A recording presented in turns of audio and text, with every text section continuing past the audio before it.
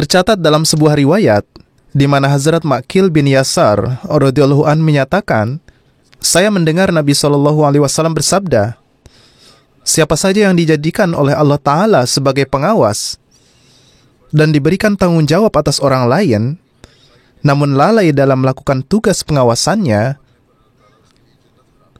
dalam memenuhi tanggung jawabnya, dan dalam berbuat baik terhadap mereka, maka setelah kematiannya nanti, Allah Ta'ala akan mengharamkan surga bagi mereka dan tidak akan memberikan mereka surganya.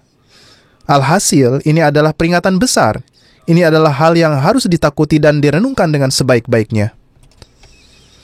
Kemudian disebutkan dalam riwayat lain bahwa Nabi SAW bersabda, setiap kalian adalah pengawas dan akan dimintai pertanggungjawaban tentang umatnya. Ini adalah riwayat yang panjang yang di dalamnya berulang kali disebutkan tentang pengawasan. Namun, saya akan membacakan bagian yang relevan. Rasulullah SAW bersabda, seorang amir juga merupakan pengawas.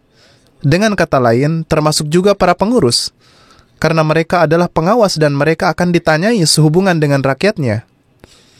Rakyat di sini bukanlah mengacu pada mereka yang diperintah, melainkan mengacu pada orang-orang yang mana perbaikan dan islah mereka dipercayakan kepadanya. Di dalam hadis ini juga dipaparkan contoh suami sebagai pengawas. Seorang suami adalah pengawas bagi rumahnya, dan wanita adalah pengawas bagi anak-anaknya. Mereka bukan sebagai pengawas hanya untuk memerintah, melainkan mengawasi untuk melatih rohani dan akhlak mereka, untuk menyusun rencana untuk kemajuan mereka, dan untuk memenuhi kebutuhan mereka. Jadi, jika mereka tidak memenuhi tanggung jawab ini, maka sesuai dengan sabda Nabi SAW, surga adalah diharamkan bagi mereka. Jadi, jika orang-orang yang diangkat menjadi pengawas, yaitu mereka yang diangkat menjadi pengurus, tidak menjalankan tugas mereka dengan baik, dan hanya mengaku-ngaku bahwa dirinya adalah wakil khalifah di daerahnya, maka orang yang seperti itu mencemarkan nama baik khalifah, dan menjadikan khalifah bertanggung jawab atas dosa-dosa mereka. Saya telah sebutkan contoh mereka yang tidak mengirimkan laporannya selama berbulan-bulan. Mengenai orang-orang seperti itu, pilihan apa lagi yang saya miliki selain membebaskan mereka dari tugas-tugas mereka jika mereka tidak benar-benar memperbaiki diri, sehingga saya juga akan tidak ikut campur dalam dosa-dosa mereka.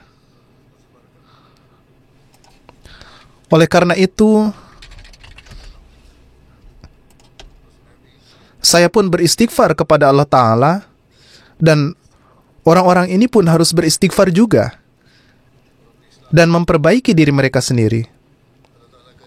Semoga Allah Ta'ala senantiasa memberikan kepada Khilafat Ahmadiyah para Sultanan Nasirah, penolong sejati yang memahami tanggung jawabnya dan menunaikan tugasnya. Bukan mereka yang menjalani kepengurusan hanya demi memegang jabatan. Ini juga merupakan masalah yang patut mendapat perhatian besar, di mana Nabi SAW menyatakan bahwa siapapun yang menanggung tanggung jawab atas kebutuhan umat Islam secara luas, Allah Ta'ala tidak akan memenuhi kebutuhan dan tujuan mereka sebelum mereka memenuhi kebutuhan segenap umat. Ini tidak hanya menjadi tanggung jawab khalifah, tetapi juga menjadi tanggung jawab semua pengurus yang merupakan perwakilan khalifah di jemaat masing-masing. Dan ini merupakan tanggung jawab yang besar bagi mereka. Tidaklah cukup bagi mereka untuk hanya menyampaikan pendapat mereka dalam rapat-rapat amilah, atau hanya dengan menghadiri rapat-rapat tersebut, lalu beranggapan bahwa mereka telah memenuhi tugasnya. Sangatlah penting bagi mereka untuk membuat program untuk kemaslahatan segenap orang, dan kemudian memastikan penerapannya. Apapun sarana yang tersedia bagi kita, dengan sarana itu, kita harus menemukan jalan keluar terbaik untuk memenuhi kebutuhan setiap orang, untuk memenuhi kebutuhan-kebutuhan duniawi mereka,